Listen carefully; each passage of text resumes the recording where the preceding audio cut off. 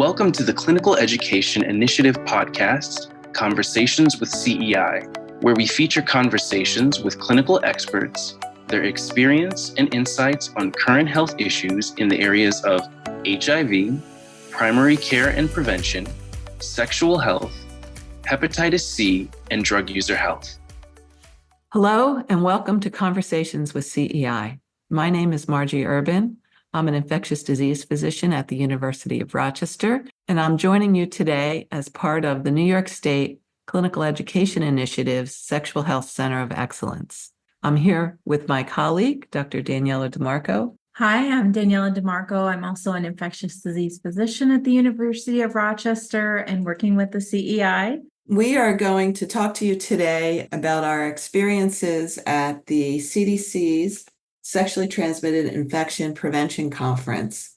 That conference happened from September 16th to September 19th in 2024 in Atlanta, Georgia. And it was the first time that the prevention conference had resumed in person since the COVID pandemic. As you can imagine, for the first time gathering again, there was a large crowd, really more than 1,000 people who work in STIs, either as clinicians or as public health representatives or other public health officials and prevention specialists. There was a lot of excitement. There were a lot of presentations, more actually than I've been able to look at even now. So we thought we would just tell you about some of the highlights as we saw them when we attended the conference. What do you think the big themes were?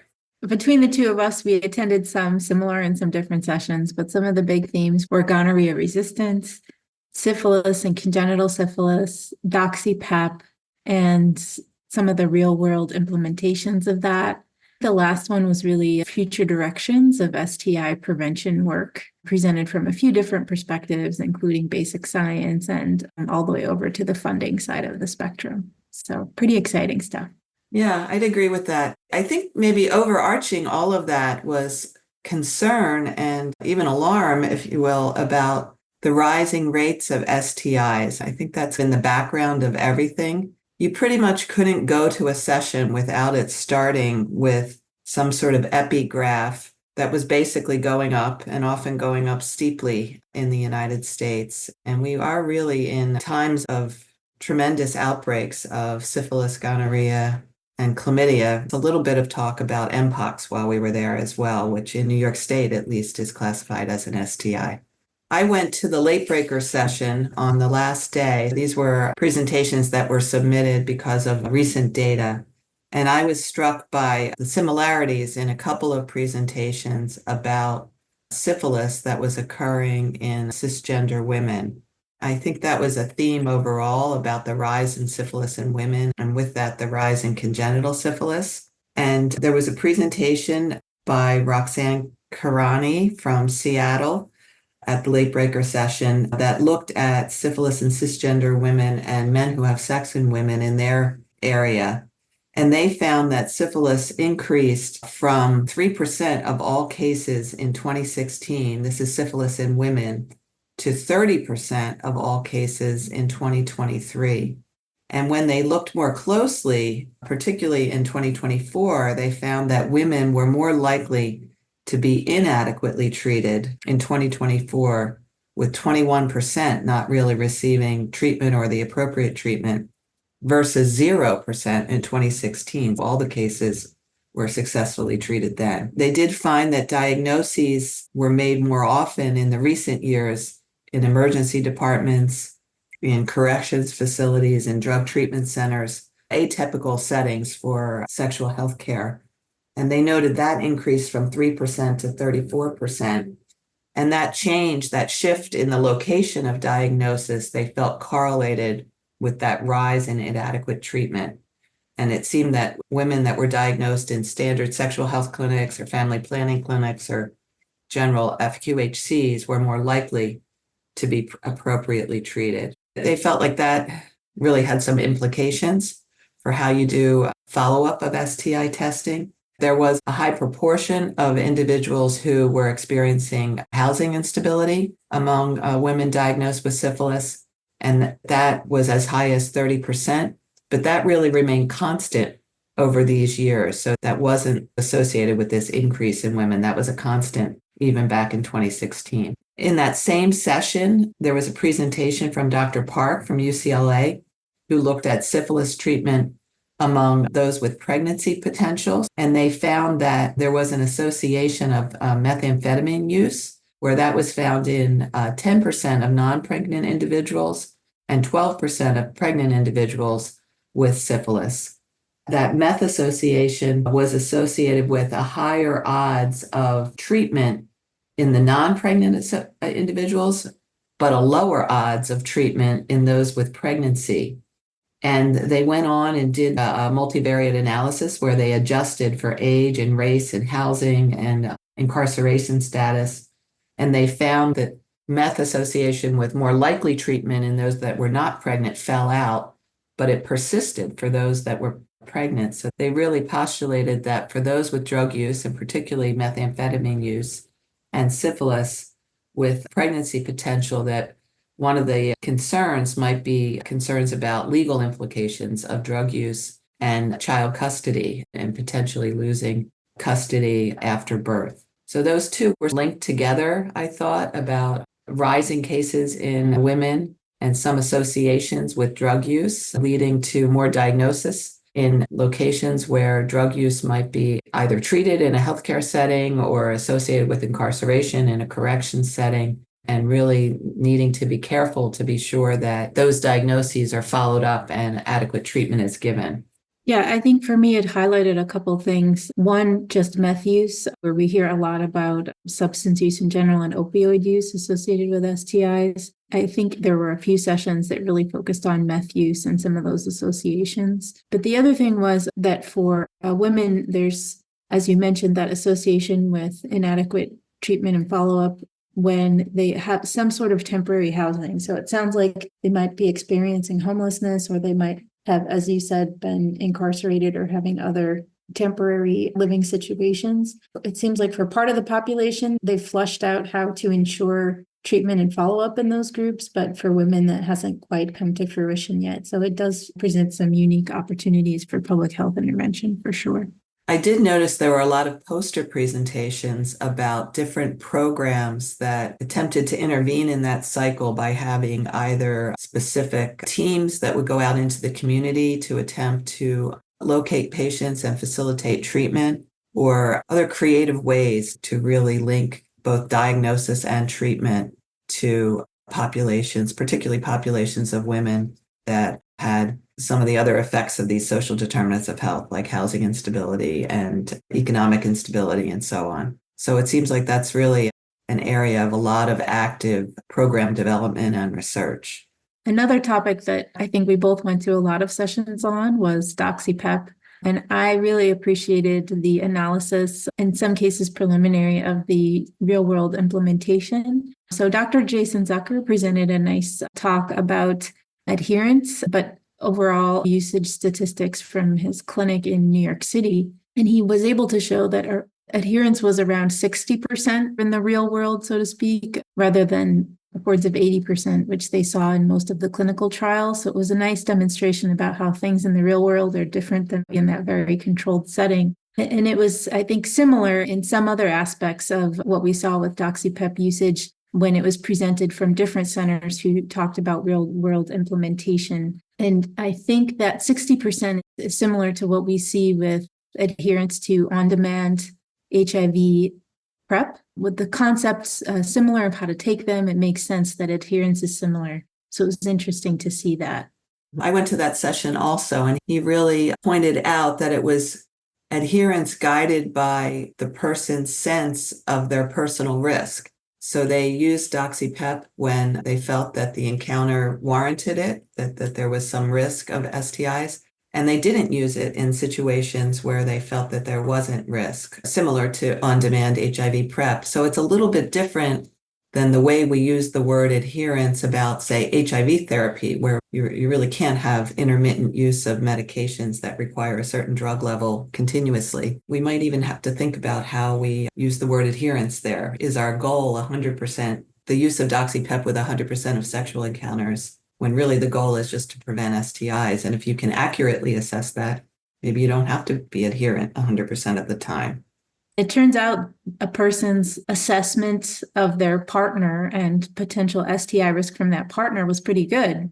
Perhaps the way that folks take on-demand PrEP for HIV may be similar in how they self-assess risk for STIs from a particular partner. There was another presentation from Boston about implementation of Doxy-PEP, where it was just generally offered to individuals on HIV PrEP, and they had about a 33% uptake from their populations, not a universal uptake. And it just struck me how similar that was to the data that came out of San Francisco at CROI this past year, where I believe they had a 39% uptake when they offered to their general population. The 39% that took it really did have a remarkable decline in their STIs, down to approximately the level of the group that didn't take it, suggesting again that the individuals, at least in these populations that are pretty experienced, they're already on HIV PrEP, they're already in care,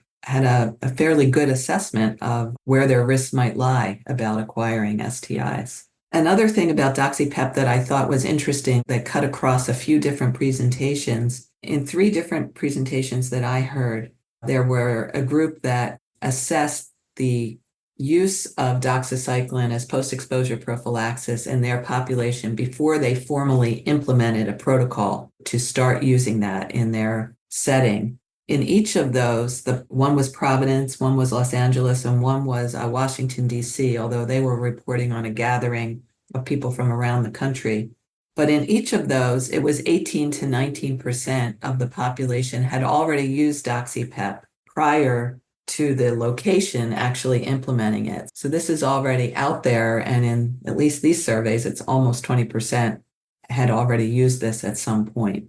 The flip side of that, I noticed in a report from Baltimore that when they first tried to implement in their clinic, there was a little bit of reluctance from providers.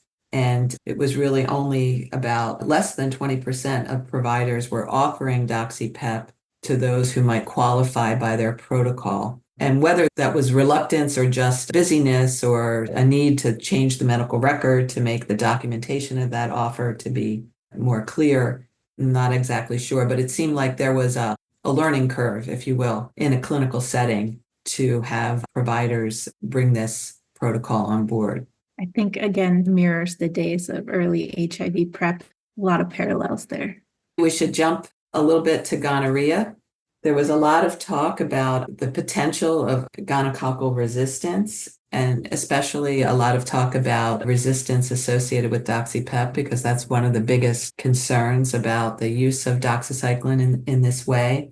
And I heard 2 sessions where they looked at their population after Doxy-PEP had been implemented. One was from Seattle, and there they looked at 2,500 or so gonorrhea isolates from over 5 years, 2018 to 2023. And of note, they started using Doxy-PEP in May of 2023. And they found that tetracycline resistance, which is what is used to anticipate doxycycline resistance, tetracycline resistance went from 23% in 2018 to 38% in 2023. And if they look specifically at high-level tetracycline resistance, it went from 5% in 2018 to 33% in 2023. They noted that those increases started early in 2021 and then continued, and they were higher in the population of men who had sex with men compared to the population of heterosexuals. When they started looking at the data only after they had implemented Doxy-PEP as a protocol in their clinic, they found that both low-level and high-level tetracycline resistance was higher among those who used Doxy-PEP than those who didn't use Doxy-PEP. And now these levels were even higher than I mentioned earlier. So the high-level resistance in the users of Doxy-PEP was 56%. Versus 45% among MSM who didn't use Doxy-PEP. So they comment that we don't use a tetracycline or doxycycline to treat gonorrhea, but it is a worry that resistance is rising. We know that those resistance genes can transfer to other organisms I don't think this necessarily did anything to allay our fears about the rising doxy resistance. I would agree. And I guess my other thought is, as we continue to hear about multi-drug resistant gonorrhea across the globe and a few cases detected in the US, doxycycline may still work for 70 to 80% of cases in the US, depending on the resistance profile. So it could be a backup option if we do have ceftriaxone or other resistance. But as you mentioned, there have been a few other studies that have raised concern about resistance for multiple different antibiotics traveling genetically with tetracycline or doxycycline resistance, either by plasmid or other means. And maybe we could potentially lose multiple drugs instead of just one. But I was glad to see that there's still a lot of research going on in that area. Another report out of San Francisco that also looked at over 1,000 isolates pointed out that doxycycline use has increased for a lot of reasons, not just Doxy-PEP. They similarly found that rates of resistance to tetracycline were rising over time, and they could correlate that with more prescriptions for doxycycline that were associated with the CDC's change in recommendations for the treatment of chlamydia, so dropping azithromycin to second line and doxy to first line. And also the penicillin shortage that happened in the last couple of years, which led to a lot of use of doxycycline for the treatment of syphilis, as well as Doxy-PEP. So it's not entirely maybe Doxy-PEP driving these changes. I did go to a couple other interesting GC talks. There was one that was really very preliminary data, but maybe is a little bit of an insight of what's going to happen in the future. There was a talk by a Dr. Bezzetta from the Health Science North Research Institute in Canada. And he did an interesting study looking at wastewater testing in his community as a means for enhanced surveillance of both gonorrhea in the community and even targeting resistance genes, so detecting gonococcal resistance by testing wastewater. These were still preliminary data, and they're still refining the primers, but he was able to find gonorrhea in the wastewater. He was able to correlate that with some cases in the community, and he was able to identify particular genes. So that's a technique that we've seen with COVID, of course, and now with some other infections. So maybe this is coming down the pike for gonorrhea as well. And one I wanted to ask you about was that there was a description of disseminated gonococcal infection that was done by CDC and I think the Emerging Infection Program. And they looked at San Francisco, Metro Atlanta, and Minnesota and identified cases of disseminated gonorrhea. And for their study, they required that to call it disseminated gonorrhea, it had to be a sterile isolate. So we know that a lot of cases of disseminated gonococcal infection are made by a clinical diagnosis and you don't actually find the organism. But in this study, it was limited to those with the organism. And they found that the finding of gonorrhea in blood was the most common place that they found the organism. That was 54% of almost 200 cases. And they noted that a few of those had endocarditis that was actually culture negative. And then some members of the audience in the panel also commented on seeing culture negative endocarditis ultimately found to be caused by gonorrhea when a patient would have surgery to replace the valve and they were able to identify the organism through the valve. I must say I've not really considered that in my list of pathogens for culture negative endocarditis. I guess I hadn't either. In years past, I know that gonorrhea was very difficult to culture, but with updated culture means in the lab, it's become quite a bit easier and it does grow pretty well. But in terms of how well it grows in a blood isolator, I'm not entirely sure. It's an interesting concept and definitely something that warrants a lot of thought. I think naturally, as we see more gonorrhea, we see more disseminated cases, but it's a very interesting evaluation. There were some reports about novel medications to treat gonorrhea. There were a couple of reports about geptidacin, and as that was shown in a phase 3 clinical trial earlier this year to look good in treatment of urogenital infections. And there was another report here that also confirmed that, an in vitro study that showed really good MIC values from a large number of isolates from around the world, including many isolates that were multi-drug resistant to azithro, tetracycline, ciprofloxacin. They didn't really show any data about isolates that were resistant to cephalosporins. I did hear at least one talk about zoliflodacin, but there really wasn't anything new there. It does appear effective and non-inferior to our current and past recommended treatment regimens for gonorrhea. I expect we might be seeing that on the market in the next few years if the data remains favorable. Maybe we should just end with just some comments about some exciting investments in STI care. I think STIs maybe have been a bit neglected over the years, but there was really a great talk by Dr. Carolyn Deal about investments that the NIH is making in the development of STI tests, in STI diagnostics, and vaccines and therapies, really.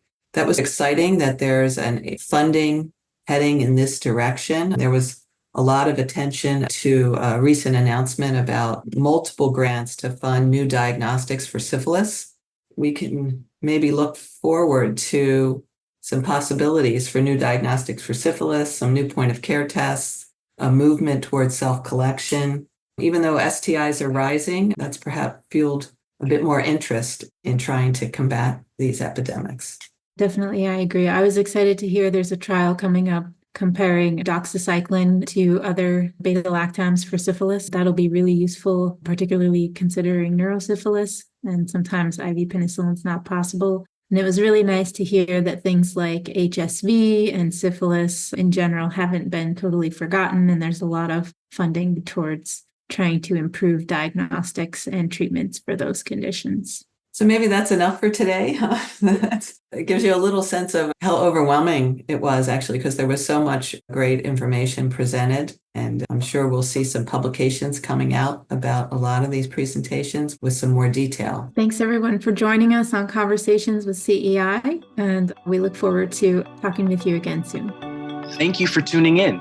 Join us next time for a new episode of Conversations with CEI. Visit us at ceitraining.org and follow us on CEI social media platforms.